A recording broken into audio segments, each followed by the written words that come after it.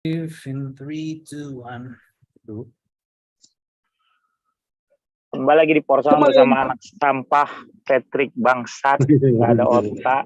Gue udah lama mau ngucapin. Kembali lagi di Porsong bersama saya Patrick dan dia buat gitu loh. Biar gue aja gini. Kemarin kan tweetku rame, dapatlah tuh satu iPhone 15 sudah ya, kau mancing ya. Ya boleh lah. iPhone 15 dapat lah tuh ya. Jadi Dapat. kalian yang nonton ini jangan semua ini. Kalian tuh cuma memperkaya diri Patrick aja kok. Kalian saut-sautin bodoh kalian. Kalian maki-maki, goblok lu, tolol lu. Dia mana peduli orang cuma di layar monitor doang. Paling nggak masuk $2, $3 ya kan? Bodoh kalian, bodoh.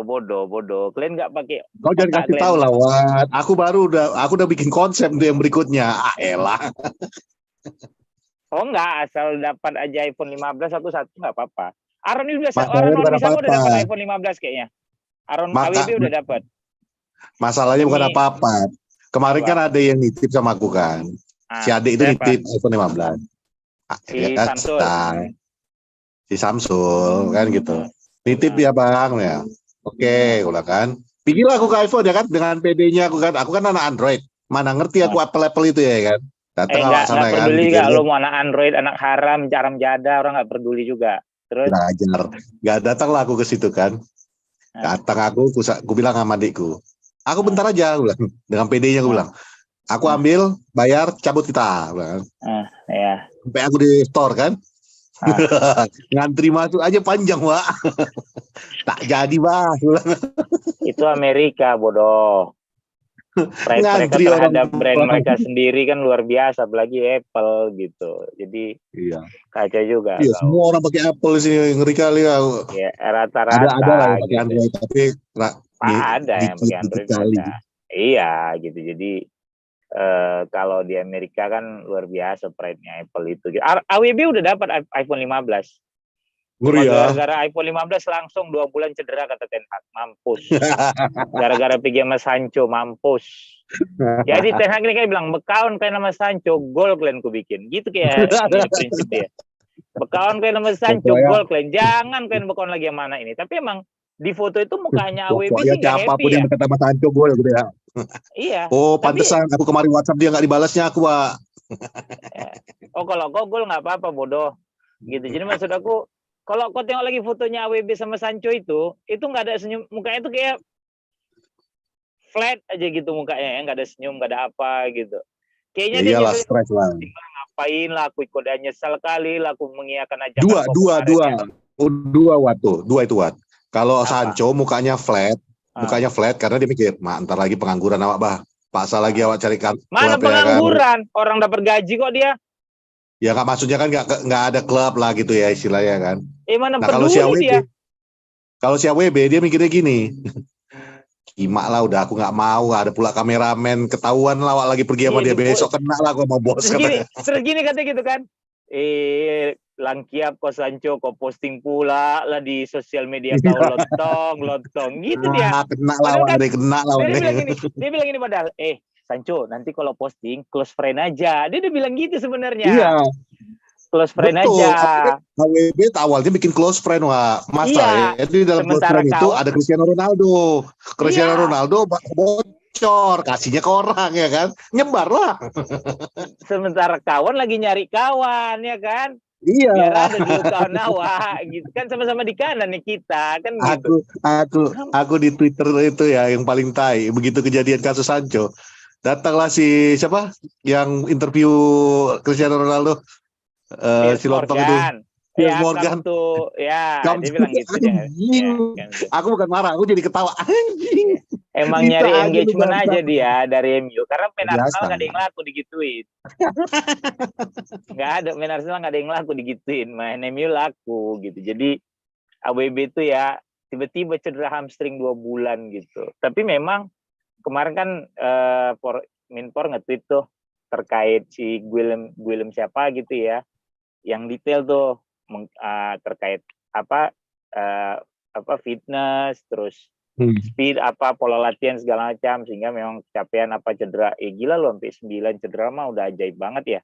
Atau mungkin ya ini kayak dokter Arsenal yang disewa itu double agent Sabotase rasaku. dari dalam. Iya, kayaknya sih itu ya. Itu Enggak, rasa Wak. aku sih. 9 Kalau men teori gitu. konspirasiku, Wak. Kalau teori Ah. konspirasiku, Hmm. Ten Hag itu ini udah bilangnya sama anak-anak, udah lah weh, nggak keluar si lontong itu, nggak jadi nih kayaknya dijualnya. Kita Ya. paksa dia jual lah weh, yuk. Kita bikin jelek ya. Kau perhatikan ya, tiap Nah, kali ya itu gagal deh. jual, kalah Ya, kita. main langsung Ke jelek, Bante kita. betul. Iya, jadi Iya kan? nah itu juga. Jadi gini, kemarin lawan Brighton gitu ya.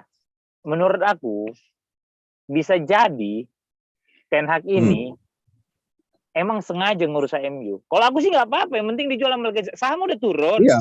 Ya kan? Betul. Tapi dan sekarang masuk United ini kayak punya second season apa ya? Ya apa? Ya second season syndrome. Jadi setiap masuk ke musim kedua, setiap pelatih pasti bobrok. Iya. Mourinho musim pertama bagus segala macam. Ya. Bobrok masuk musim kedua. Ole bobrok Ya. masuk musim kedua. Ten Hag nih sekarang. Karena kayaknya ya musim pertama itu kayak lu diumpanin yang manis-manis kayak orang lagi pacaran. Ya kan, apalah dibeli iPhone, terus kalau check-in di hotel bintang 5, kamarnya presiden suite gitu ya. Segala macem gitu kan. Begitu udah jadi, ya udah tahu nyawa rasanya kan gitu. Besok minta iPhone 16. Nanti aja deh, kau pakai aja nih iPhone 8 2 biji. Jadinya tuh iPhone 16 kan gitu ya kan? Tambah. Iya. Bang, presiden suit lah bang sekali nih. Udah, kita tidur di kamar supir aja, aman sama aja kok rasanya gitu loh. Cuman ada supir. Ya kan. Jadi ya udah Mending kayak gitu. daripada kamar supir, Bang. Kau lihat sekarang kan? Kau lihat sekarang itu, masuk musim kedua, oke dapat Mount, dapat Onana, dapat si Højlund. Ya kan? Tapi setengah mati ngejar merabat sama si siapa? Ya. Reguilon. Back tengah nggak jadi dapat. Kan beberapa yang udah diidentifikasi gitu. Karena emang kayaknya begitu kemarin musim habis, dia udah bikin catatan nih Ten Hag. Anjing Maguire Udah pasti. aku jual nih Maguire nih ya. Aku butuh back tengah. Si Kimbe pun nggak mau keluar. Makanya ya udah nggak apa-apa. Tenggelam kok bareng si Glazer ku bikin. Gitu kurasa kata si Ten Hag. Iya, aku yakin kayak gitu. Iya, kan? Di pikirannya kan. Oh, kalau aku menang-menang terus, tak cabut-cabut kawan ini. Nggak cabut-cabut. Terus nanti awal belanja musim depan pun susah lagi. Bagus sekarang kan? kurusak dikit ya kan. Yang penting nggak jelek-jelek kali. Mau nggak mau saham ngedrop. Tahu-tahu sialnya dia. Adidas memperpanjang. Ada sponsor baru Qualcomm. Ada sponsor baru Kimbe lah. Lontong lah. Di mana dukunnya si Glazer sini ya? Nggak ngerti aku. Kurasa hoki dia itu, Pak. Entah apalah. Mungkin lahirnya kebalik dia. Bodoh. Ini main bola bukan hoki. Lontong. Hoki. Beruntung. Oh, 888, Cuk. Oh iya, kayak tadi iPhone 16 berarti iPhone 24 dong. Ya, betul. Tapi kau tahu, kasih toko ya. Tapi kau jangan kasih siapa-siapa ya. Ya. Minpor kita agak-agak norak juga, Wak. Kenapa? Di WhatsApp-nya aku malam-malam kan, video call dia. Bang, ngeri kali Manchester nih, Bang ya. Malam-malam cari bir pun susah kali deh. Ku bilang sama dia, kau minum susu aja masih batuk-batuk, kau sok-sokan minum bir kau bilang. Dia itu di Sukabumi sebenarnya. Terakhir ku bilang sama dia. Iya itu dia. Pakai sarung pula dia. Makanya dia di Sukabumi, bukan di Manchester. Dia di Sukabumi itu. Terakhir kemarin dia ke Liverpool, Wak. Dibawalah ke musim The Beatles. Ya. Tak tahu dia satu musik pun. Cuma yesterday katanya yang dia tahu. Gila kau sayang kali sama kau jalan-jalannya nih. Bagus kemarin aku yang berangkat. Emang gak ada otak kok ya. Jadi kok demi bola kok tinggalkan bapak kok yang mau dideportasi ya. Enggak lah. Anak macam apa? Tapi kok berharap harta. Giliran bapak sakit kok lebih pilih kok. Di depanku dia. Ada otak Pak. Lawan Brighton itu ya, ini sama kayak waktu kalah 4-0 di lawan Brentford lawan Liverpool. Oh ya. Sama kayak waktu kalah lawan City di Old Trafford juga. Lu lihat bahasa tubuh pemain itu agak lemes. Tapi aku thumbs up buat Reguilon. Aku berharap jadi nih orang. Berapa kali lo dia ngasih crossing kemarin. Reguilon tuh pemain terbaik United kemarin menurut aku ya. gitu. Iya. Dan memang gue rasa gini ya, bad vibe itu kan nyebar ya, toxic lah ya. Ya itu kan juga menyebar gitu loh. Lu Ya. lihat betapa malesnya Rashford nge-press. Rashford bagus pada saat bola. Beberapa kali iya. Pada saat Rashford dapat bola, deg-degan tuh pasti defense-nya Brighton sampai kemudian bolanya hilang, dia nggak bisa lewatin atau passingnya salah gitu ya. Tapi memang pada saat dia dapat bola tuh kayak ada flare gitu, ada spark gitu ya, beng gitu ya. Tapi kan ternyata main bola itu kan tidak cuma efek kejut pada saat lu terima bola. Seberapa konsisten lu bisa ngejaga bola itu atau membagi bola itu menjadi sebuah end product yang bagus. Nah Ya, ini betul. yang kemarin hilang di Rashford. Dan kan gue bilang sama Eca sama Emon gitu loh, Højlund ini bisa bikin gol. Tapi masalahnya bukan cuma dia dapat umpan yang bagus apa enggak, tapi mau nggak Rashford ngumpan. Gol yang dianulir itu sama ada satu babak pertama yang di crossing Rashford sepinggang yang dia hantam tapi ada Lewis Dunk kemudian bolanya melipir gitu ya. Itu kan sebuah bukti bahwa man, you a servant. Ya. Nah itu dia Wak, yang aku gitu. itu yang aku khawatirin. Bentar, kalau kau mau bagi bola, kau sekarang bagi aja bola ke tengah karena sekarang lu punya striker yang proper. Ya. Bukti lagi pada saat gol yang dianulir itu ya, itu kan jelas. Kalau lu bagi bola ke tengah itu ada Højlund dan dia bisa bikin gol gitu loh. Iya. Lu bagi bolanya. Sekarang lu gitu udah punya seorang striker yang bisa menyelesaikan. You have a proper number 9 gitu. Ya, dan apa ya? Dia, gitu. Itu yang kemarin aku sempat kepikiran sama aku. Kan sempat ada yang keluar statistik itu ya, yang kaget juga sih bacanya. Yang bawa Weghorst 0 gol, Martial pada 6 dari saat Rashford dimainkan bersama Ronaldo, bersama Igalo, bersama Weghorst, bersama siapa Martial atau bersama Cavani gitu ya. Gol mereka itu tidak banyak karena ya berarti emang lu nggak dapat supply gitu loh. Dan dari musim pertama Poros Halang kan kita selalu yang kita ngedumel itu apa? Rashford nih kalau udah bawa bola kepalanya tunduk ke bawah nggak ditengoknya ke atas kita bilang kan. Iya.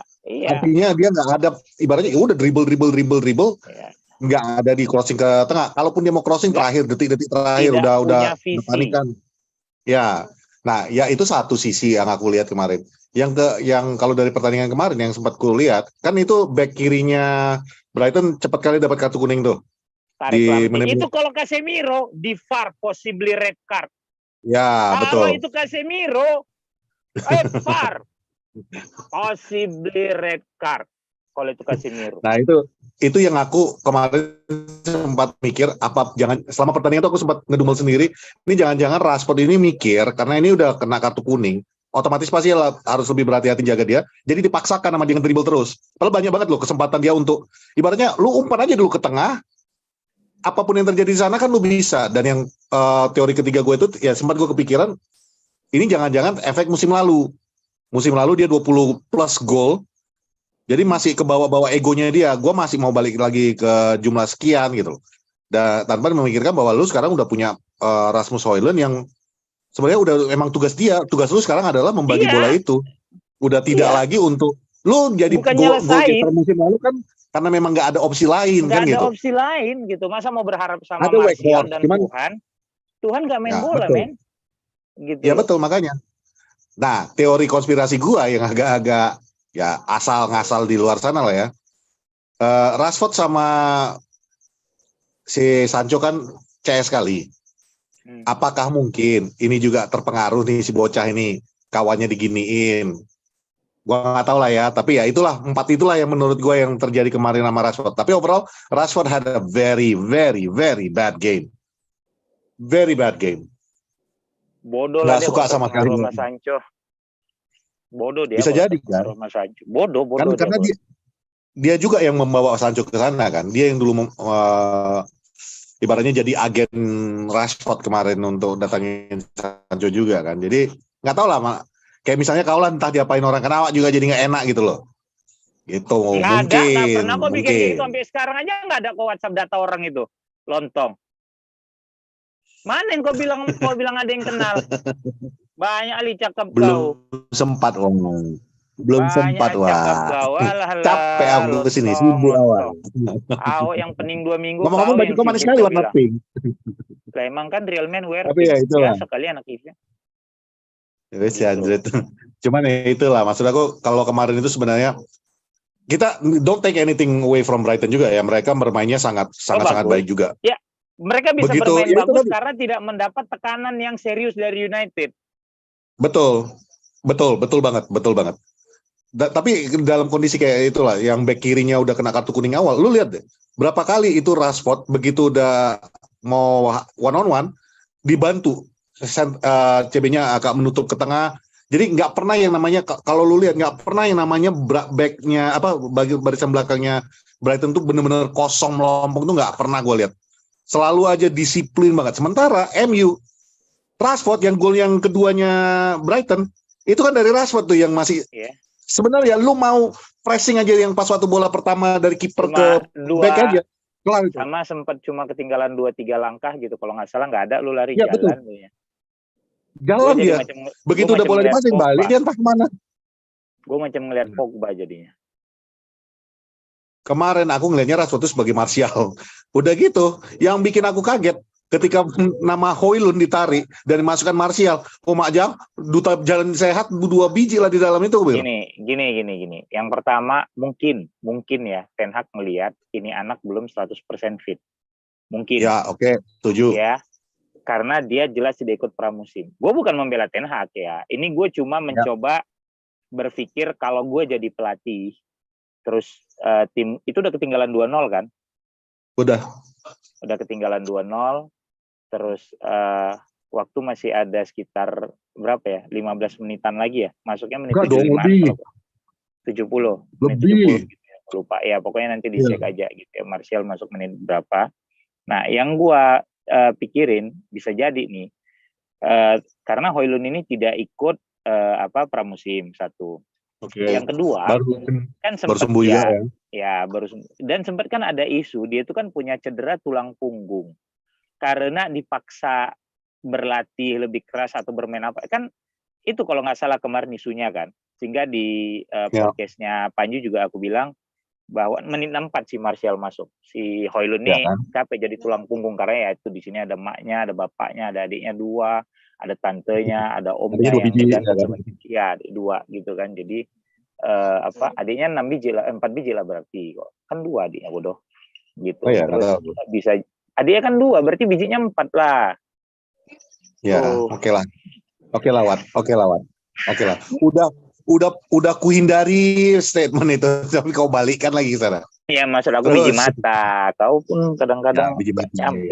Ya kan. Iya. Jadi bisa jadi Ten Hag melihat dia berusaha melindungi ini orang supaya tidak cedera sama ya match fitnessnya dia gitu. Karena jujur aja musim masih panjang. Ya, baru 5 match, lu masih ada Champions League, lu masih ada FA Cup, lu masih ada Carabao gitu loh. Jadi jangan sampai kejadian kayak musim lalu, di mana masuk di Februari Maret, Bruno exhausted, Casemiro, Eriksen, habis gas, ya kan? Martinez semua habis.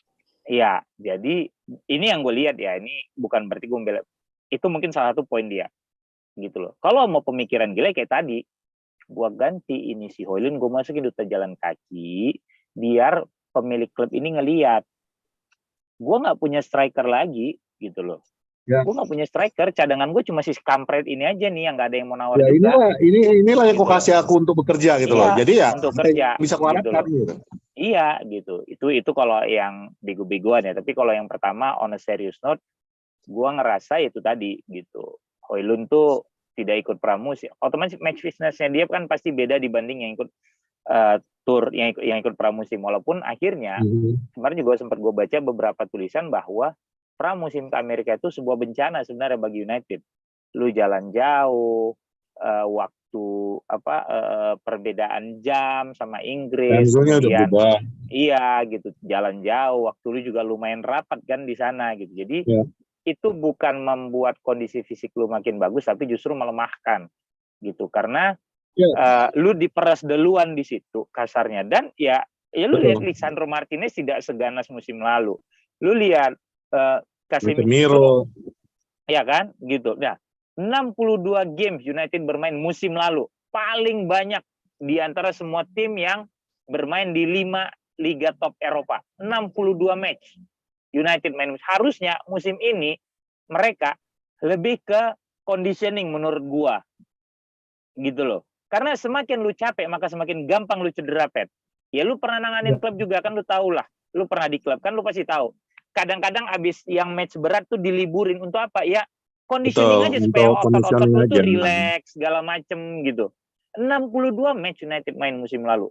Terbanyak ngalai. Even City yang ke final Champions League aja mainnya gak sebanyak itu gitu ya. Ya, karena mereka udah knocked out di klub kecilnya udah duluan. Iya, gitu. Nah, jadi itu yang gue lihat. Højlund baru main 2 match gitu ya. Impact dia, apa ya? He has flair lah ya. Gue ngelihat ada sparkle gitu ya pada saat dia main. Dan ya gue berharap memang ini orang bisa jadi striker. Tapi baik lagi, mau nggak si Rashford umpan? Nah, Ten Hag ngelihat itu, he's gonna be my main man gitu ya. Yeah. For the season gitu ya. For this season is gonna be my main man gitu. Tapi kalau dia cedera, apalagi nanti masuk Desember. Betul. Terus yang dimana ini dia bisa bermain 6 pertandingan dalam 1 minggu. 2 minggu ke depan aja United itu bisa dibilang main 6 kali loh. Brighton kemarin Sabtu, Rabu besok Munchen, Minggu Burnley, Minggu dini hari udah 3. Kemudian minggu depannya midweek ada Crystal Palace. Weekendnya ada 5 kali main dalam tempo 14 hari, men. Berarti 1 hari, 3 hari sekali lu main. Dan itulah gitu. Kenapa yang gue kadang-kadang suka geli bilang bahwa squad MU kan sekarang udah dikasih apa aja yang dibutuhkan. Enggak, ya lu lihat aja kita jumlah gamenya ya lu sebut aja itu dalam 14 hari kita bermain 6 pertandingan. 5. Lu betul-betul butuh yang squad yang tebel. Apalagi dengan kondisi kita ini sekarang cedera di mana-mana. Ini PR buat seorang Erik ten Hag. Jadi itu juga yang back, gitu loh. Itu juga yang kita kan di Poros ini kan selalu berusaha mengajak untuk sama-sama berpikir logika dari sisi manajemen ya. Jangan lu sebagai fans kayak gitu aja. Jadi capek men ngurusin klub bola, bener. Capek. Ketika lu nggak ada pemain, itu manajer itu benar-benar harus putar ke otak. Siapa yang bisa menutupi dan memiliki kualitas yang mirip aja, mampu aja. Mungkin dia bagus di dalam sisi menyerang, tapi belum tentu dia bagus dalam bertahan kan gitu. Jadi betul. Lu harus memutar otak itu. Ditambah lagi lu juga harus pikirin jangan sampai yang ini juga cedera. Jadi at the end of the day ya lu bener-bener yang namanya berkutat kalau nggak ada pemain squad lu tuh tipis kayak United sekarang tipis, gue bisa berani bilang. Kenapa? Dia harus memutar-mutar itu semuanya ya karena ya literally kalau back kiri lu punya siapa lagi sih selain Reguilon? Iya. Nobody. Dan sekarang fullback lu itu nggak punya cadangan. Dengan cederanya Wan-Bissaka, kanan udah pasti Dalot tanpa punya pelapis. Dalot, kanan udah pasti Reguilon tanpa punya pelapis. Lu bayangin, 5 match ke depan ini yang lu punya. 2 orang ini itu udah fix pasti main. Gila. Jadi kalau lu mau tebak-tebakan siapa yang bakal main, yang 2 itu udah pasti main. 3 lah sama Andre Onana. Onana pun masih bisa lah diganti-ganti. Cuman yang 2 udah pasti nggak akan tergantikan. Ya 2 back itu. Dan sekarang yang kayak ada orang yang bilang Rashford udah saatnya dicadangkan. Oke, gue sepakat bahwa Rashford tuh bermainnya kemarin egois. Problemnya, lu mau mainkan siapa? Garnacho udah dikasih kok kesempatan untuk jadi starter. Terbukti yang dibilang 2 match awal. Terbukti yang lu bilang bahwa dia masih terlalu muda dan pressure-nya itu jelek kalau misalnya dipaksain terus. Ten Hag melihat itu, makanya dikembalikan lagi dari bangku cadangan. Bukan nggak dimainin, tapi memang lu mending dari bangku cadangan dulu, lebih efektif. Diintegrasiin pelan-pelan, iya. Betul. Pun dengan Pelistri, harapan kita kemarin kan udah kanan Pelistri deh segala macam. Tapi ternyata Ten Hag berpikir, gue main 4-4-2 diamond. Untuk apa? Untuk mempersempit ruang gerak gelandangnya si Brighton. Tapi, kalau lu lihat kemarin ya, berapa kali lu nonton ulang, 4-4-2 diamond tuh, Casemiro udah pasti depan back, gitu kan. 2 gelandang di samping Casemiro itu, McTom di kanan, Eriksen di kiri, Bruno sebagai ujung diamondnya. Nah, lu lihat ya, Brighton berapa kali masuk dari kanan, karena secara fisik, Eriksen tuh lemah. Betul. Gitu loh. Eriksen tuh lemah, jadi dia harus mengcover, plus Rashford tidak banyak membantu di kiri. Betul. Dan Itu kalau lu udah lihat jelas si Timur, kemarin. itu udah jelas. Jadi Betul, pada saat betul. Brighton nyerang dari kanan, hadangan terbesar mereka cuma Reguilon. Gitu loh. Ya, ya Itu betul. kenapa Dan itu juga yang kalau lu pada musim lalu sibuk bilang Erik ten Hag itu Anthony, anak emasnya Anthony. Lu lihat ketika ada pemain yang nggak mau track back, Anthony itu mungkin udah oke lah. Kalau proven. gue juga kadang-kadang gedek lihat Oh dia iya, iya, kadang-kadang iya, iya, iya, iya. intrik-intrik dia di depan. Tapi one thing yang lu bisa andalkan dari seorang Anthony adalah dia dijamin pasti akan track back. Dia pasti akan Dia kejar akan itu lari. backnya. Dia akan lari Dan itu gitu loh. Dia kemarin akan tidak kita dapatkan di seorang Rashford Rashford, maupun di siapa kemarin mendadak lupa gue siapa di kanan. Bruno Bruno di kanan. juga Tapi kan kemarin. Bruno kadang turun, main di Iya, posisi. Bahkan cuma pada maksudnya saat gini loh, Wan. Lindelof diganti, dia sempat main orang bilang, Bruno main jadi bek kanan nih gitu pada saat juga Betul. si Enggak. ya. Cuman maksud gue ya itu dia dari poin yang Anthony tadi, bahwa lu harus lihat seorang pemain itu nilai-nilai yang dibawa seorang pemain itu nggak selamanya. Winger kan seharusnya ngumpan. Yes, memang seharusnya ngumpan. Tapi dia juga punya second jobnya, dia punya third jobnya. Bahwa apa? Ketika dalam defense dia kan nggak nyerang. Nah, kalau ketika lagi bertahan, tugas dia itu apa? Nah, Rashford tidak menjalankan tugasnya itu kemarin dengan benar.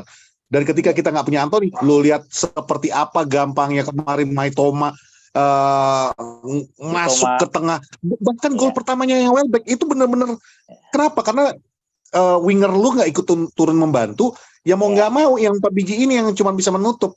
What can they do kalau misalnya dalam balik lagi yang lu juga pernah bilang, lu ketika bertahan lari dengan kondisi mundur itu tidak sama dengan ketika lu lari mengejar ke depan. Otomatis fisik lu tuh lebih banyak terkuras. Lu fokus lu tuh terbagi. Lu mau tutup yang bawa bola, yang nutupin Welbeck nggak ada jadinya kan, karena nggak ada winger yang ikut membantu. Jadi you cannot see the game bahwa ini semuanya salah Erik ten Hag. Ya mungkin Erik ten Hag ada kesalahan di poin-poin dia. Ada, udah pasti. Kita nggak bisa bela 100%. Tapi bukan berarti dia 100%. Dulu zaman Ole juga kita pernah bilang, mau manajer ngasih sebuah taktik seperti apapun, sebagus apapun, kalau tidak yang dijalankan sama pemain-pemain, selesai hidup lu. Selesai hidup lu. Jadi Brighton main bagus, iya. Sirkulasi bola mereka lancar, iya. Tapi itu dibantu karena United tidak pressing dengan sangat bagus. Ten Hag ngelakuin pengangkatan tanpa 2 dia itu yang gue lihat. Karena gue tonton lagi gitu ya. Oh iya ya, ini harusnya tugasnya McTom sama si Dalot tuh menit awal bagus loh, Pet, jujur aja. Gue kasih apresiasi buat dia gitu. Bisa nutup Mitoma segala macam. Dan McTom berapa kali tuh ngebantu Dalot. Gitu loh. Cover sisi kanan. Tapi di kiri dengan Eriksen tuh bagus, men. Cuma fisiknya bukan untuk combat 90 menit lagi, udah enggak. That's why we need Amrabat. Mudah-mudahan itulah perubahan yang bisa kita dapatkan dari Amrabat nanti ya. Iya, itu dia gitu. Plus itu tadi gue ngerasa beberapa pemain United kemarin kan gue bilang Casemiro, even Lisandro juga gue rasa secara mental kena juga nih. Udah dikasih label the butcher, tukang jagal segala macem. Dengan wasit musim ini yang lebih gila, yang kadang lu slow down the tempo sebentar aja langsung dikasih kartu gitu. Udah berapa banyak kita kena kartu kuning lu lihat musim ini gitu ya. Ya nggak cuma dia di semuanya. Iya. Maksud gue seberapa banyak kiper yang udah kena kartu kuning musim ini, karena apa? Karena dianggap memperlambat tempo. Pada saat mereka main, itu sedikit ngaruh lah. You cannot be yourself gitu loh. Itu sih yang gue lihat gitu. Sama ya kalau Casemiro emang kan gue bilang, kayaknya nih orang secara fisik nggak sefit musim lalu deh, mungkin agak gemuk segala macam gitu. Jadi kemarin kalau lawan Brighton emang oke, Brighton mainnya bagus, tapi dibantu oleh United yang nggak mau ngepres. Taktik Ten Hag menurut gue di awal itu udah bener. Masalah kenapa mainin McTominay? Lu mainin siapa lagi di gelandang tengah, Cumi? Nah iya, itu dia. Kenapa nggak mainin Bruno itu, mainin di Pelistri? Balik lagi. Dan kan kemarin kita sama-sama denger lah, FIFA Garnacho itu menit 70-an ya. Penonton di Old Trafford minta. Gue balik lagi nih. Gue curiga itu Minpor yang memulai. Balik lagi nih ya. Kan kemarin tadi kan gue bilang Ten Hag terkait ganti Højlund gitu. Kenapa dia tidak mainin Garnacho lebih cepat dan Pelistri? Lu tau ini 2 pemain ya punya apa ya? Sisi eksplosivitas yang tinggi. Sisi apa ya? Cepat gitu ya. Dan lu tonton lagi pada saat lawan Spurs, pada saat lawan Wolves gitu ya. Betapa Garnacho juga bukan orang yang cepat track back. Gol Spurs itu dia jalan, kelihatan. Ten Hag nggak mau berjudi juga dengan, ibaratnya gini, gue ganti Rashford yang tidak mau lari dengan Garnacho yang track back-nya juga lambat. Sama aja dong sebenarnya. Gitu loh. Iya kan? Gitu. Jadi menurut gua itu juga mungkin alasan dia kenapa. Sama di tengah rapatnya permainan Brighton, lu masukin pemain yang punya kemampuan lari cepat tuh agak-agak mustahil gitu loh. Mereka nggak ada gunanya juga, iya, gitu loh. Justru butuh yang teknikalnya tinggi untuk membongkar tengahnya itu. Iya, betul gitu. Jadi kemarin Brighton gue yang cukup kaget sebelum kita masuk ke UCL, gue cukup kaget yang keputusan Ten Hag memasukkan Hannibal. Tapi itu juga lah itu yang menggambarkan tadi statementnya lu mau ganti McTominay sama siapa? Ya itu tipis itulah United squad sekarang ini. Cuma punya Hannibal. Ya, rezeki Hannibal bikin gol gitu loh. Rezeki Hannibal lah itu ya. Kan berapa kali main kan gue bilang anjing nih, gue udah trauma pemain Kribo, tapi ternyata ya dia mau duel gitu ya, terus berani syuting gitu kan. Semoga ini tapi kelihatan masih mudanya ya. Iya. Beberapa keputusan duel itu betul-betul yang seharusnya lu nggak ambil diambil. Akhirnya gitu, ketinggalan bola. Ya gue berharap gol itu bukan one hit wonder lah. Semoga bisa menambah kepercayaan diri lu, bisa meningkatkan kemampuan lu yang aspek permainan lu yang lain lah gitu. Kalau gue sih berharap gitu. Jadi terkait Brighton udah, dan selalu gue bilang musim United dimulai setelah jeda internasional. Berarti dimulai kemarin Brighton. Ya, kalah. Sama kayak musim lalu. Musim lalu kan main pertama lawan Brighton juga kalah. Selalu aja men. Gitu. Lu akan masih kalah nanti lawan Burnley. Abis itu baru lu menang. Kan abis Brighton kalah sama Watford away. Iya. Burnley nanti away nih. Nah, udah gak usah berjudi lah kalian pegang United lawan Burnley nanti. Karena kayak 2 match ini kalah. Gitu loh. Abis itu baru menang. Musim dimulai setelah jeda internasional. Ya. Dan gue udah bilang, bagusan United gak usah berangkat ke Munchen. Iya, aku baca tuh kau lontong juga di sifat ini. Bagus kalah 3-0 ya, daripada 7-0 ya. Iya, nanti kayak Arsenal dibantai sama Munchen. Nanti kayak Barcelona dibantai sama Munchen gitu loh. 8-0 ya kan. Terus gini, midweek. Nanti kalian stres ngeliat Rashford dimainin lagi. Nanti kalian marah-marah ngelihat udah weekend rusak, nanti midweek kalian rusak, weekend berikutnya pun masih rusak. Betul, lawan Burnley yakin lah kalian berat ini menang. Betul, kan gue bilang dimulai setelah jeda internasional. Musim lalu 2 match awal tuh kalah dua-duanya, ya kan? Iya. Jadi aja. Jadi mendingan gak usah datang lah ya. Iya. Pura-pura ketinggalan pesawat lah atau apa. Iya, pura-pura ketinggalan pesawat atau aku baru nonton film Love at the First Sight. Kalian mesti nonton, ada di Netflix. Anjing. Karena si Hadley ini ya, ini yang main 5 Feet Under. Waktu itu gue nonton 5 kan ya balik lagi ya. Zaman sebelum Covid itu kan bisa seminggu 3 kali gue nonton ya di PS ya. Iyalah, gitu. Apalagi mau kegiatan dulu kalau nggak Netflix gitu ya kan. Nggak ada meeting, nggak ada apa, cus, nggak ada event, dah nonton gitu ya. 5 Feet Under itu gue nonton sama istri sama Sesa, nggak sengaja. Ya nggak ada kerjaan gitu kan, maksudnya mau ngapain ya gitu. Oh ya udah ke PS. Oh ya udah nonton deh kita film ini gitu ya. Dan ternyata bagus, 5 Feet Under tuh bagus gitu. Jadi dan cuma waktu itu kan si Hadley itu gue lupa nama asli siapa, kurus banget di film itu. Nah kemarin gue udah ngeliat nih berapa kali ada di Netflix gitu kan. Sampai ada yang nge-tweet, Sesa udah sempet nonton malahan sendiri gitu. Cuma dia nggak fokus juga nontonnya. Terus gue sempet ngeliat di Twitter, katanya bagus. Gue mulai baca dong, jadi set, gue cari rating berapa. Oh 7 lumayan dong gitu ya. Kalau gue kan kalau nggak 7 tuh jarang gue nonton film lah gitu kan. Gue tonton dan ternyata seru. Karena memang scene London dan New York sebagai scene film romcom itu nggak ada lawan, Pet. Nggak mungkin lu nggak mungkin bikin film komedi romcom gitu. Settingnya di mana? Kota kecil di Johannesburg, atau lu nggak bikin settingan romcom itu di Uganda, atau lu nggak bikin settingan romcom itu di Timor Leste. Kayaknya nggak ketemu, Pet. Tapi ada Timor Leste adalah satu. Apa? Yang bukan romcom ya, tapi adalah cerita cintanya juga. Ini yang lokalnya kita, yang di Timor Leste ada, aku lupa namanya, tapi ada. Ya pokoknya nggak mungkin lu nggak mungkin bikin romcom itu di Yorbalinda tuh nggak mungkin gitu loh, nggak mungkin. Kenapa? Lu pasti bikinnya di New York. Ini Ya, yang tinggal di sana jomblo bodoh. Nggak mungkin. Jadi itu lu nonton gitu. Jadi balik lagi nih terkait ketinggalan pesawat. Korelasinya adalah Hadley ini dapat jodoh, mendapatkan sebuah kehidupan yang lebih baik gitu ya. Gara-gara ketinggalan pesawat. Jadi United, kalau kalian ketinggalan pesawat, itu nilai yang gua ambil. Iya, insya Allah Nilai positifnya, gitu ya. mungkin ini jadi sesuatu yang baik. Iya, menjadi sesuatu yang baik. Karena lebih baik kalah 3-0 daripada kalah 7-0.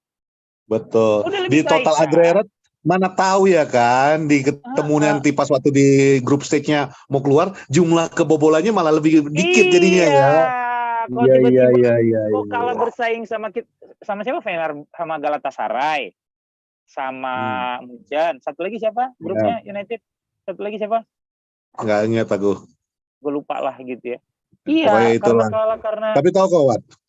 Nanti apa? United, ini kan United yang pertama nih di grup itu main ketemu Munchen kan. Iya. Orang yang Galatasaray sama yang lain juga lihat, pinter juga nih yang bikin orang tuh. Kita pun WO aja lah katanya. Bodoh-bodoh grupnya ya. Agak-agak ya. Bodoh-bodoh. Copenhagen. Iya, Copenhagen satu lagi ya Copenhagen, benar itu. Jadi nah itu ya kan. Jadi semua tim ini United, Copenhagen, Galatasaray, udah kita kok WO aja biarin aja Munchen udah pasti lolos, udah biarin aja. Sisi gol kita sama. Kita gitu. Sama semua ini. Jadi kita perangnya di 3 kita aja. Iya. Nah, menurut kau lah ya, berani nggak Ten Hag mencadangkan Rashford di? Enggak. Bukan nggak berani, nggak punya pilihan. Karena balik lagi. Gini ya, lu gambling dengan Garnacho kalau gua. Karena memang. Diberi shock terapi. Menurut betul. Gua harus diberi shock tapi kalau memang lu mau lihat dari sisi bahwa dia tegas dalam keputusan-keputusan sebelumnya dan konsisten bahwa lu kemarin main jelek harus diganti. Oke, Garnacho opsi lu. Tapi balik lagi, ya yang kayak lu bilang tadi, gue masukin Garnacho juga efek untuk trackbacknya juga sama aja dengan Rashford. Iya, itu dia. Gue betul-betul gambling aja sama lagi. Minimal di Rashford. Satu yang gue dapetin adalah experience di Champions League-nya. Garnacho literally none. Belum, iya, betul. Inilah besok pengalaman pertamanya untuk di Champions League. Iya. Sama ini ya, gue ngerasa, infonya sih Varane udah bisa main ya. Yang belum sama Gua nggak yakin dimainin sih, gue yang nggak yakin dipaksain dia. Ini orang kan back kaca ya, udah berapa kali sejak dia masuk United total 7 kali udah cedera Pak. Iya. Udah 7 kali dia masuk daftar cedera Varane. Jadi gua yakin Varane sembuh, ya udah tuh lu tetap mainin Maguire sama Lindelof gitu. 5 menit, 10 menit terakhir mungkin oke lah gue mainin lu untuk get the feel. Ya, berarti back tengahnya lawan Munchen Maguire sama Lindelof. Maguire sama Evans. Ya tuh maksudnya kalau Maguire udah sering lawan Harry Kane, Bos. Udah tahu dia striker Munchen Harry Kane. Ya udah Maguire sama Evans. Karena kan Licha juga kemarin kan mainnya jelek banget kan. Kalau kita balik lagi ke bawah lu konsisten, ya udah Licha sama Lindelof dicadangin, Maguire Evans. Kalau mau sakit jantung sekalian Pak, jangan ragu-ragu, jangan nanggung. Ya, lebih sakit, pisau itu ditusukkan dikit aja. Mendingan langsung masuk ke dalam. Putar-putar terserah sama ya. Habis itu langsung mati kan, kok cuma kena ujung-ujung aja tuh kadang. Kalau ujung-ujungnya aja menderita aja pendarahan dulu ya kan.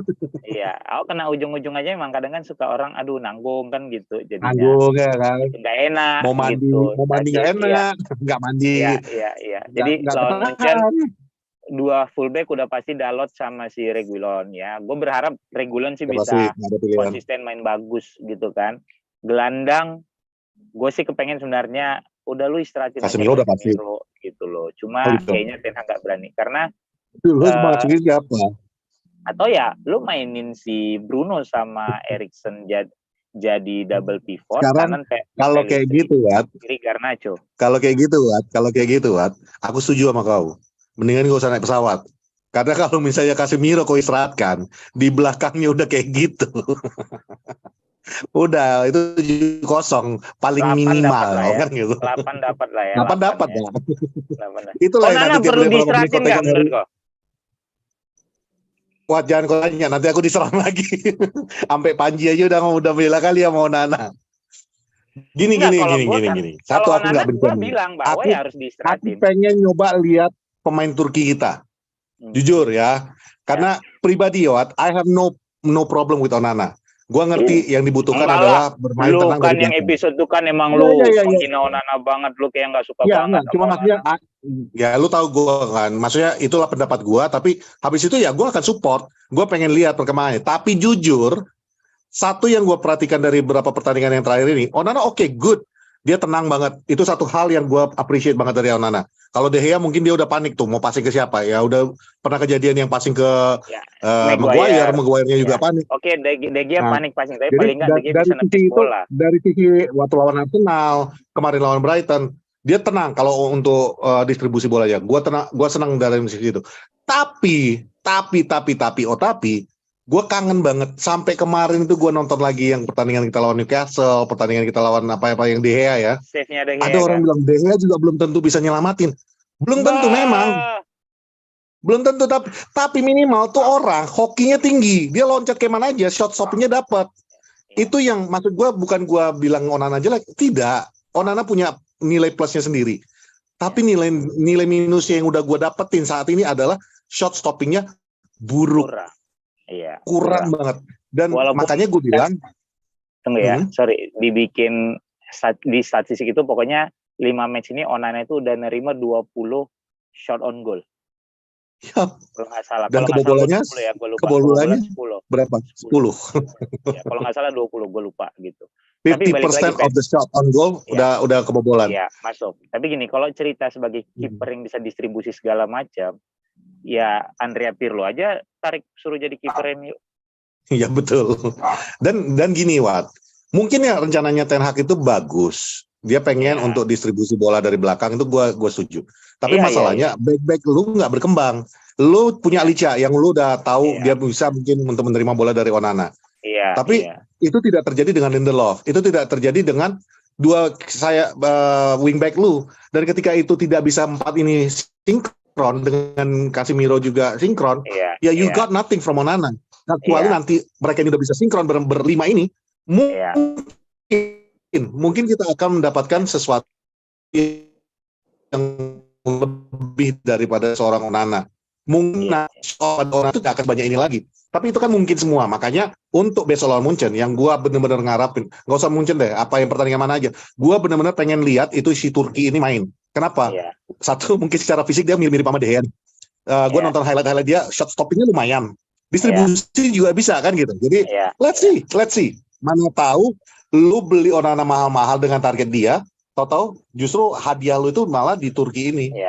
Atau sebenarnya kalau gue lebih ke mental sih, kan dia udah berapa kali kebobolan terus tekanan media, mungkin lu perlu diistirahatkan bukan karena lu jelek banget, bukan gitu. Tapi memang kayaknya untuk menjaga kewarasan lu aja. Toh De Gea awal di United kan juga bisa-bisa dihantam sama media. Yang nggak bisa terima crossing, terlalu krempeng segala macem bla bla bla gitu ya. Dan gue masih ingat, gue juga dulu menghina De Gea. Gue masih ingat banget. Karena pembandingan gue itu waktu itu adalah Van der Sar. Van der Sar bisa distribusi bola. Van der Sar tenang di bawah gawang dan dia bisa shot stoppingnya bagus. Itu dulu gue ingat banget. Jadi mungkin gue berharap gue salah. Gue berharap bahwa Onana bisa membuktikan bahwa gue salah banget omongan gue. Seperti dia udah membuktikan. Kita berharap Onana bisa menampilkan level terbaiknya lah, bisa meningkatkan kualitasnya sehingga lebih tenang gitu loh. Kalau gue jadi kalau Munchen, gue rasa berat buat menang bagi United, jujur aja. Lihat performa lu belakangan, terus secara mental lu pasti lagi down nih ya. 2 match berturut-turut kalah, lawan Arsenal kalahnya sangat nyesek gitu ya. Lu punya peluang untuk menang, dianulir, kemudian kebobolan di menit 90 plus 96 apa berapa gitu sehingga kalah, itu sakit. Lawan Brighton, kalau yang gol terakhir gua nggak hitung sih, itu udah resiko kalau lu all out kan. Ya, lawan Brighton lu diayam-ayamin di kandang karena lu tidak punya kemampuan. Nah, itu yang sakit. Itu yang coba diakalin si Ten Hag dengan pakai 4-4-2 diamond. Tapi ternyata balik lagi kayak tadi gue udah jelasin gitu ya. 2 gelandang pengapit Casemiro lu yang harusnya tugasnya menutupin membantu fullback, ternyata kewalahan terutama di Eriksen kan gitu. Eriksen punya kemampuan bagus, punya beberapa kali umpan dia oke kan gitu. Tapi kan tidak cuma itu gitu. Kan ini sepak bola ini permainan tim. Ya, semua mesti berkontribusi karena kalau misalnya ada satu aja busi yang dicabut atau apa segala macam ya ngadet nih mesin gitu, dan itulah sepak bola gitu loh. Jadi kalau gua ngelihat lawan Munchen nanti agak berat gitu ya. Ya mungkin Lindelof sama enggak, menurut gua Lisandro Martinez sama Varane akan dia mainin. Udah pasti Reguilon sama Dalot. Gua sangat berharap udah lu cadangin Casemiro, lu mainin Bruno dan Hannibal, lu kasih peluang. Kalau emang Amrabat masih belum bisa main, Pelistri, Garnacho, Højlund, udah lu main dengan itu deh. Throw the dice aja udah bang. Karena terakhir yang gue lihat adalah Rashford ini seolah-olah jadi kayak piarannya Glazers. Mau siapapun pelatihnya, selagi masih ada dia, ada Glazer, dia tidak tergantikan. Lu dulu bilang Ole sayang banget sama Rashford sampai nggak berani cadangin segala macam. Apa kabar nih sekarang Ten Hag? Dia cuma pernah hukum Rashford sekali musim lalu pada saat telat untuk meeting. Apa kabar Ragnik? Bahkan Mourinho juga jarang banget loh cadangin Rashford. Betul. Jadi ini gue ngerasa justru kayaknya Glazers miara Rashford untuk menjaga bahwa masih ada pride Manchester di situ, masih ada anak lokal di situ. Kayaknya ini bukan itu aja. Untuk media itu kan Rashford satu-satunya pemain di saat ini yang pakai MBA. Jadi kayaknya ini yang dijaga gitu loh. Lu bayangin kan, maksudnya kalau kita punya standar yang sama Malaysia kayak Martial, sama ini kita hajar, kita bilang duta jalan kaki gitu loh. Betul. Jadi gue akhirnya ngerasa kayak justru Rashford yang dipiara oleh si Glazer supaya dia masih aman gitu loh. Karena masih ada lokal boy di klub itu gitu kasarnya, born and bred Manchester segala macam bla bla bla. Gue rasa kalau udah nggak ada Rashford segala macam, anak-anak lokal itu mungkin udah, ya gue mau lihat siapa lagi. Udah gue hantam aja nih gitu loh. Ya McTominay kan juga ya fans. Gitu itu sih kompetisi lawan Munchen ya, seri aja udah bagus buat United, jujur aja gue bilang. Ya, betul. Jadi buat kalian kosong aja deh, jadi aman-aman aja kita. Jadi buat United, buat fans United bersiaplah kalian bahwa jalanan nih sampai minggu depan ini bagus banget men. Siap-siap aja. Kuatkan mental kalian. Fasten your seat belt or jump out of your vehicle. Dah selesai. That's it. Ya kan? Kalau bahasa realistis dalam kehidupanmu, siap-siapkan mentalmu yang kuat ya. Kalau nggak kuat, nggak usah buka Twitter, nggak usah buka media sosial. Udah selesai. Iya. Ini kerja aja kalau yang benar, urus keluargamu kan ya, gitu. Udah. Ini terakhir sebelum closing ya. Pengganti Onana, kalian komen aja di bawah. Siapa yang lebih kalian pilih? Rio Ferdinand atau Johnny Evans? Atau John O'Shea. Rio Ferdinand atau John O'Shea yang pantas menjaga dan menggantikan Onana. Oke, go Fuad. Ya, oke. Go Patrick. This has been fun. Bye.